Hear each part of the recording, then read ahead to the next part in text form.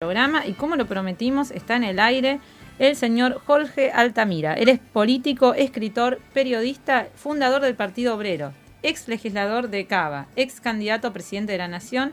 Actualmente se presenta como precandidato a diputado nacional por la provincia de Buenos Aires con la lista Política Obrera. Muy buenos días, Jorge, un gusto tenerlo acá nuevamente. Soy Macarena Alonso y estoy junto a Alex Tejada y Carlos Ventosa. Bueno, muy buenos días, gracias por llamarme, Macarena, a usted y a sus compañeros. No, por favor, gracias a usted por estar acá con nosotros. Estuvimos viendo que estuvo por la zona, el otro día lo escuché que estuvo en una fábrica, hablando toda la situación de los trabajadores, ¿no? ¿Cómo ve ese panorama? Estábamos hablando justo también del panorama laboral, ¿no? De todo lo que nos está pasando con también lo que fue la pandemia, ¿no? ¿Cómo la ve la situación de los trabajadores en Argentina y qué propuestas tienen ustedes desde la lista obrera para esos problemas, ¿no? Bueno, los problemas cuando uno los mira mucho más de cerca son peores de lo que aparecen en los diarios. Claro. ¿Cierto? Digamos, inclusive por el hecho de que usted ve en el contacto humano, digamos, lo que está ocurriendo. Por ejemplo, yo estuve en Mondelez, en una fábrica de alimentación. Esa. Y por lo menos el 30% del personal se encuentra bajo contrato de agencia y se los quiere despedir en octubre.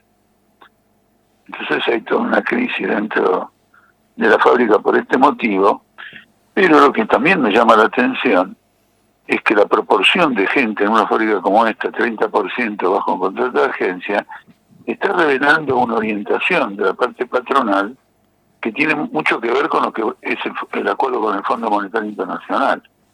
Porque el Fondo Monetario Internacional no es que esté de acuerdo con el trabajo por agencia, ni que esté en contra tampoco, pero quiere que ese régimen de contrato precario se generalice, lo cual significa que usted puede ser despedido en cualquier circunstancia sin pago de indemnización.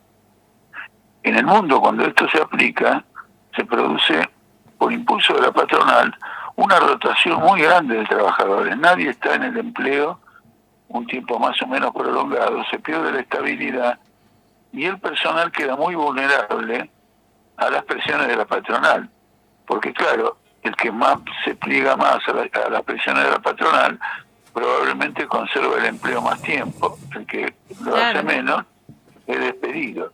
Entonces usted acá ya tiene, en esta experiencia que le cuento de Mondelez, ya tiene usted un problema político que nosotros planteamos, que es el rechazo al acuerdo con el Fondo Monetario Internacional, el rechazo a su reforma laboral y la abolición del trabajo de agencia. Volver al contrato indeterminado. Usted toma un trabajador y no lo puede despedir, de un lado si no media una causa justificada, y si lo hiciera y los trabajadores no pudieran resistir ese hecho, con el pago de una indemnización. Además, en un ambiente de tan elevada desocupación, no se puede permitir que las patronales ejerzan sobre la fuerza de trabajo un poder incontrolable. Entonces, acá tiene usted un planteamiento nuestro en defensa de la estabilidad laboral y un ataque al acuerdo con el Fondo Monetario Internacional, que el gobierno lo va a hacer después de las elecciones. Ahora, si es tan bueno ese acuerdo, le hubiera convenido hacerlo antes de las elecciones y ganaba las elecciones por varios cuerpos. Lo hace después porque es negativo. El tema es que este acuerdo lo va a votar el Congreso. Entonces, como ahora estamos votando en estas elecciones para renovar el Congreso, yo advierto a la ciudadanía, si lo votas, vuelve el FMI, se refuerza este ataque a la cuestión laboral. En materia previsional, quieren elevar la edad jubilatoria. Es decir, que mientras los jubilados cobran 26.000 pesos, un 80% de ellos, que el mínimo, que usted comprenderá, no hace falta que lo explique, sí. Que es peor que una miseria. Es abajo de la canasta de indigencia. Debajo de la canasta de indigencia, el Fondo Monetario Internacional, para que el gobierno consiga un equilibrio fiscal, quiere que el hombre se jubile no a los 65 sino a los 70, la mujer no a los 60 sino a los 65, y aprovechar ese intervalo para hacer una recaudación fiscal sin gasto previsional. ¿Me explico? Sí, sí. Entonces, digamos, enfoque que le hago, usted tiene reunidas nuestras propuestas y ¿a qué vamos al Congreso nosotros? A denunciar ese acuerdo, a advertir contra él y a llamar al pueblo a resistirlo, porque hay algo pérfido acá. Sería la primera vez que el Congreso discutiría una cosa así. Y uno en principio debiera saludarlo como democrático. No, no es democrático, es antidemocrático. Porque ya los diputados y los senadores de Juntos por el Cambio y del Frente de Todos ya están comprometidos a votarlo y no lo dicen. Entonces vamos a aparecer todos nosotros que votamos ahora en septiembre y después en noviembre como cómplices de nuestro propio infortunio. Cuando mañana lo critiquemos, decimos, bueno, pero ¿cómo lo critican? Fue aprobado por la gente que usted eligiera. Está votado por el pueblo, ¿no? Por los representantes del pueblo. Bueno, los representantes del pueblo, bueno, ya está. Es popular, es nacional y popular. Y sin embargo, es un ataque feroz, es un ataque absolutamente feroz. Mire, si usted me permite, ¿no? Entiendo que en una entrevista conviene que intercambiemos un poco, pero me salgo de ganas por comentar lo que acabo de escuchar del ministro Zabaleta, que tiene que fue nombrado para, ¿cómo se llama? Desarrollo social, sí. ¿Sí? Sí. Porque dijo una cosa feroz. Dijo lo siguiente, que van a adoptar una medida por la cual un trabajador que participe de trabajos temporales como la cosecha no va a perder el plan que tiene. Claro. Porque muchos trabajadores no iban a esas cosechas porque perdían el plan. Y el salario de la cosecha podía hasta ser inferior al plan. Entonces, lógicamente, lo evitaban. Es decir, que el gobierno está pensando en entregar mano de obra ultra barata, financiada en parte por el Estado a través de los planes, a los grupos económicos que controlan las economías regionales y la economía agraria en general. Le van a dar chau chipalito, porque de lo contrario, si rechazan ese trabajo golondrina me refiero a que es por cosecha, temporal, si lo rechazan le quitan el plan. Mira qué terrible. Es decir, yo estoy obligado a trabajar por $1 la hora, si no me sacan el plan. Para el agro, que tiene los precios más altos de la historia. Lo acaba de decir Zabaleta en una radio a las 7:50. Jorge, una pregunta. Buen día, sí. Carlos Ventosa de Otras Voces. ¿Y usted qué propondría para soliviantar este problema? ¿Cómo lo resolvería desde su banca? Bueno, no, desde la banca no se puede resolver nada. Desde la banca hay que hacer un planteamiento, una banca señalar. No alcanza. Claro, a eso me refiero. Sí. Quizá la pregunta sea en un hipotético caso de ser gobierno. Si la situación en un hipotético caso de ser gobierno es tan grave como ahora, nosotros plantearíamos que las empresas incorporen compulsivamente trabajadores. Y como esos trabajadores, agregarían personal con una misma producción, transitoriamente se reduzca la jornada laboral.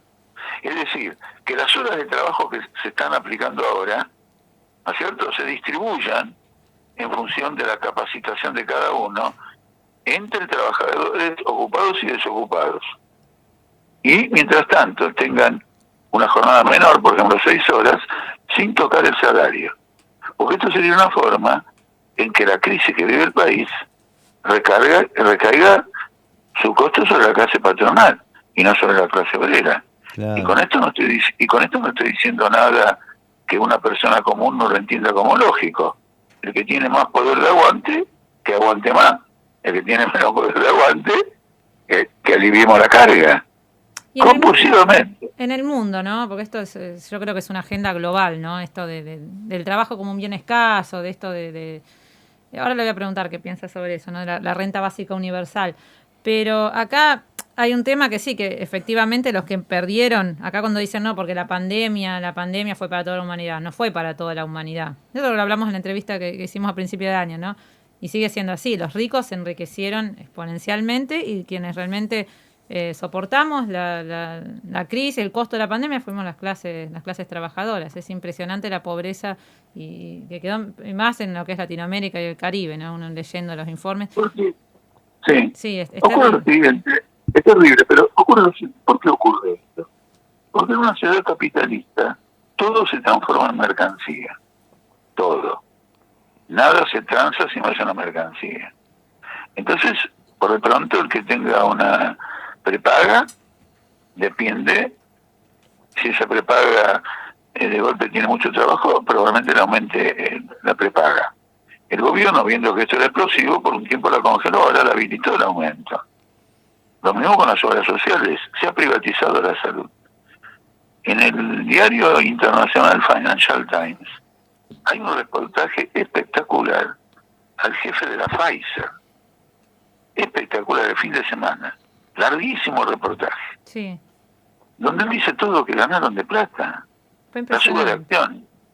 Y entonces viene el siguiente hecho. En medio de la pandemia, la bolsa de Nueva York tuvo el alza más grande de toda su historia. Esto quiere decir, esto requiere una explicación.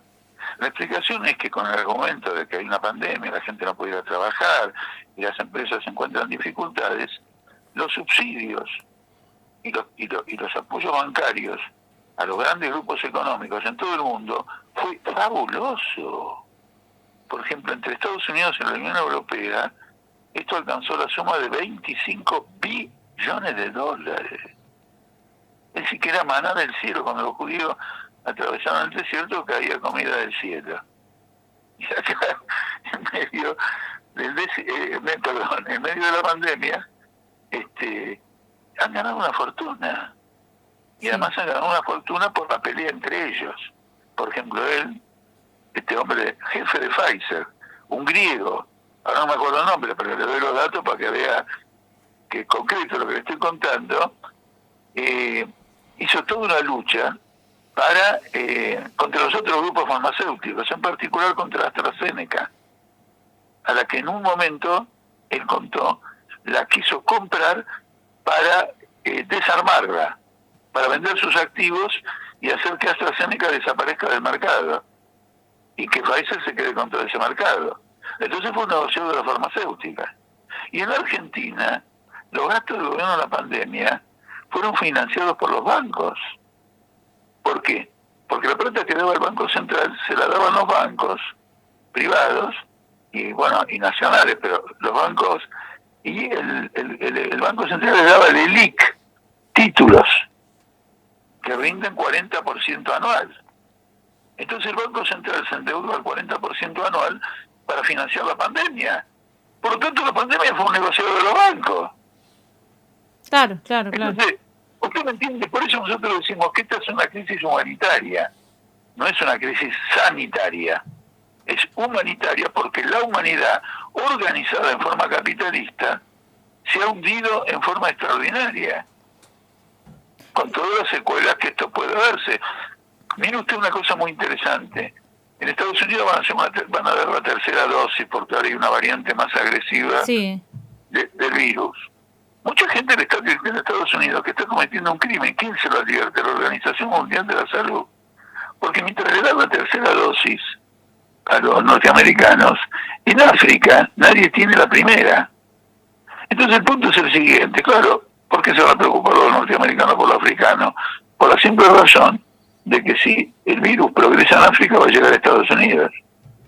Porque no se olvide que se inició en Chile y llegó a Estados Unidos. Es una pandemia, es decir, es una epidemia mundial. Sin embargo, la tratan en forma nacional. Ahora, una tercera dosis, ¿de qué empresa? De Pfizer. Claro, sí, queda claro cómo siempre son los mismos los que ganan. Y acá, a ver, uno lo ve cristalizado, lo que usted explica bien en relación al empleo, a la situación de los jóvenes. Bueno, uno lo ve, hoy en día una persona que trabaja lo hace en forma precaria, se va acrecentando esa tendencia, ¿no? De que todo sea más, los trabajos, la opción de un joven sea trabajar para Rappi, para esas empresas que pero como mercado libre, ¿no? En el futuro los jóvenes no te sí. puedes alquilar, no te puedes comprar una casa, en menos, ¿no? Ya ni alquilar se puede acá, ¿no? No, nada, bueno, los alquileres se fueron por las nubes. Lo real, ¿no? Sí, por las nubes, eso está totalmente comprobado, ya lo reconoce todo el mundo. Pero los jóvenes que trabajan en el reparto de comida, y lo hacen en condición de monotributistas. Sí, sí. Es con la moto de ellos. Si no están reconocidos como trabajadores. No están reconocidos como trabajadores en relación de dependencia. Entonces no hay aportes para la previsión social, no hay aportes para la salud, no hay aportes para nada. No tienen RT. Y como no tiene RT, no tienen RT, siendo, usted sabe muy bien el riesgo que es andar en una motocita repartiendo comida, ¿no es cierto? Bueno, nosotros somos el partido antagónico a todo esto. Le digo porque hay otra fuerza de izquierda que dicen que quieren ser la tercera fuerza. Nosotros no queremos ser ni la tercera, ni la segunda, ni la primera. Nosotros somos antagónicos con esta organización de la sociedad. Este es el punto esencial. En esa condición nos presentamos. ¿Y usted yo lo digo con todo... ¿Usted qué piensa? Sí, ¿qué piensa? No, porque se está como exacerbando esa idea de que los jóvenes que quieren romper con el sistema se están eligiendo por opciones libertarias, ¿no? Como que se van a la extrema derecha. Es el mensaje que quieren, que los jóvenes ahora están con Milei, con Esper. ¿Usted qué opina sobre eso? ¿Qué mensaje le daría a la juventud? No, bueno, creo que no es así, pero el día que Milei hizo un acto en los bosques de Palermo, en la Plaza de Mayo hubo 300.000 personas, la inmensa mayoría jóvenes, pidiendo techo, pan, trabajo y techo. Entonces usted compara el tema de la juventud obrera, la juventud trabajadora, se moviliza en otro campo. Pero Milei expresa un fenómeno interesante, que es el desclasamiento de un sector de la clase media. Históricamente así nació el fascismo. La crisis capitalista no solo golpea a los trabajadores, sino que introduce una inseguridad en una clase que ha hecho de la seguridad su forma de vida. Quiero tener lo mío, y no me interesa nada de nadie. Y de golpe descubre que de no interesarse de nada de nadie, el mundo exterior, me refiero la sociedad, el capitalismo, las crisis económicas, etcétera, la golpean. Entonces es como si usted le moviera el piso. Y este hombre de Milei lo único que hace es tirar eslóganes, ¿cómo se dice?, agresivos. No hay nada que explique, no explica nada. Yo acabo de ver un video de él en el programa de Fantino, aquel, ¿cómo era? Salvajes, que era, no, ¿cómo era? ¿Animales sueltos? ¿Eh? Animales sueltos. Animales sueltos, del año 2016, en donde él dice que lo más grande que es Schwarzenegger. Es decir, que esta clase media, a la que se le está moviendo el piso, no se da cuenta que la que le movió el piso son los tipos que ella apoya. Es impresionante, porque es una clase introvertida. Son aquellos que pasan frente a alguien que reparte propaganda política y dicen no me interesa. Viven encerrados. Bueno, cada uno que elija su forma de vivir. Eso lo respeto a muerte, es casi el principio básico que tengo. Cada uno que haga con su vida como mejor entiende. Pero como ser humano que soy, con respecto a los otros les advierto, mirá que la organización social en la que vivimos importa y te puede socavar, no solo te va a socavar tus condiciones de existencia. Si no la transformamos, vas a sufrir las consecuencias. Ahora, la crisis ha empobrecido a los trabajadores, pero también ha desclasado o amenaza con desclasar a un sector que creía haber conquistado una posición estable en la sociedad. Claro. Entonces aparece un loco como y se tira para ese lado. Pero la inmensa mayoría de los juventud están en otra cosa. Hay más jóvenes repartiendo comida que los que simpatizan con Milei. Sí, eso es verdad. No lo ve. Hay mi compañero que quiere hacer una pregunta, Jorge. Jorge, buen día. Alex lo saluda.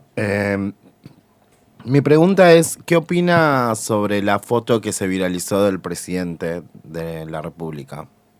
Bueno, mire lo que opinamos todos. Estábamos todos confinados y él hacía esa fiestita. Yo me acuerdo que en ese momento, les cuento una anécdota personal, salí de mi departamento y me senté en el umbral de un negocio, un sábado, del lado del sol porque era invierno. Y se acercó un policía y me dijo, no puede estar acá. Digo, viejo, dejamos un ratito acá porque hace un frío bárbaro y Claro. acá hay sol. Claro. Y me dice, pero no tiene ventanas, terraza para tomar sol del otro lado. Dije, no. En esas circunstancias, es una anécdota menor, por supuesto, pero, digamos, en ese momento ellos estaban haciendo la fiesta esta. Ahora, acá hay un problema político. El problema político es que los gobiernos capitalistas son todos gobiernos de camarilla. Dicen que los vota el pueblo, que gobiernan con el pueblo, pero todo gobierno es un núcleo de intereses familiares, de amigos, de cosas por el estilo que manejan ese poder. Lo de Macri fue peor todavía, porque con Caputo tenían relaciones con los grandes fondos internacionales, eran amigos, paseaban en Nueva York juntos y se vaciaron el país, se lo cargaron todo, se lo llevaron todo afuera. Esto es de otra naturaleza. Naturalmente, lo critico. Ahora, ojo que dicen que un peluquero hizo conocer este video. Bueno, no sé si fue un peluquero, porque si esto nació de adentro, de frente de todos, quiere decir que hay una movida, le está moviendo el piso al presidente en función de otros grupos, porque hay una gran pelea interna en el frente de todos. Cargos, ministerios, subsecretarías, candidaturas. En estos movimientos, las aspiraciones de cada uno son más importantes que el interés colectivo. Absolutamente. Si en la izquierda apareciera una cosa de este tipo, nosotros lo eliminamos. ¿No es cierto? Nosotros, me refiero a política obrera. En otros partidos de izquierda que quizá no sea así, pero bueno, no es el tema que estamos considerando ahora.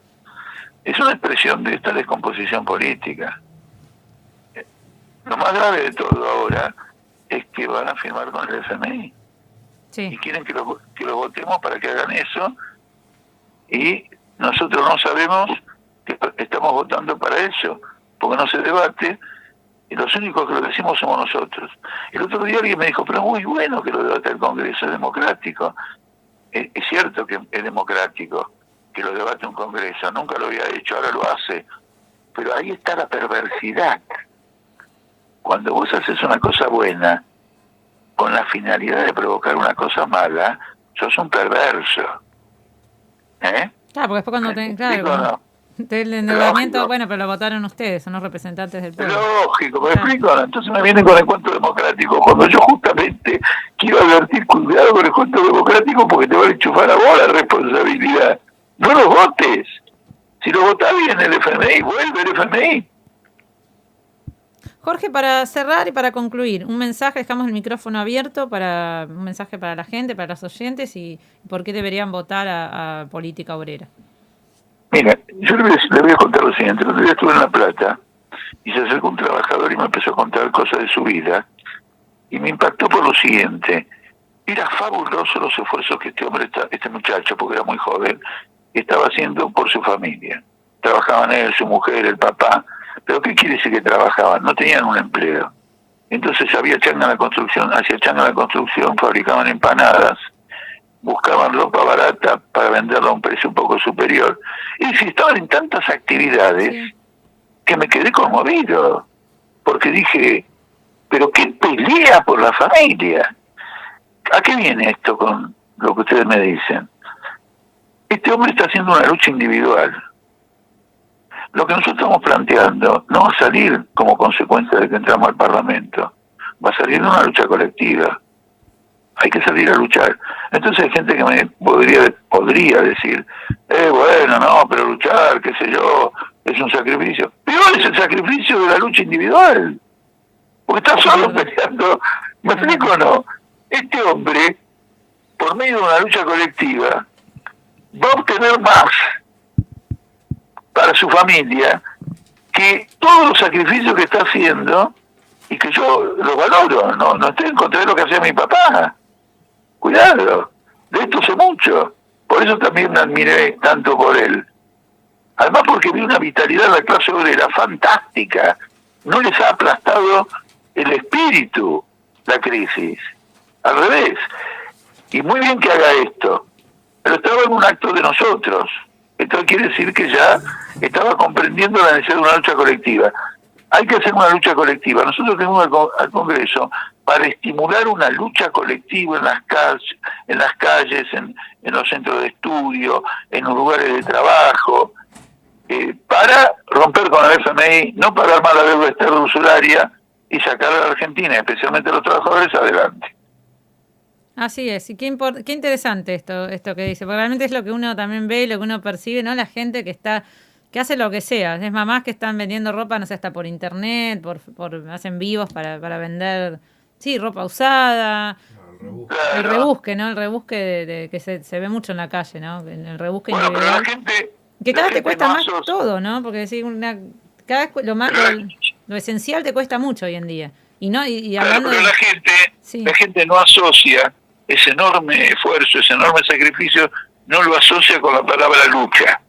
Y cree que la lucha es otra cosa. No, eso es una lucha mucho más dura que la que nosotros proponemos, porque esa es una lucha individual y nosotros proponemos una lucha colectiva para que dejen de saquear este país y la producción que hacemos y la actividad productiva que hacemos sirva para mejorar el nivel de vida de los trabajadores. Bueno, la verdad que sí, es muy, muy importante y muy interesante todo lo conversado.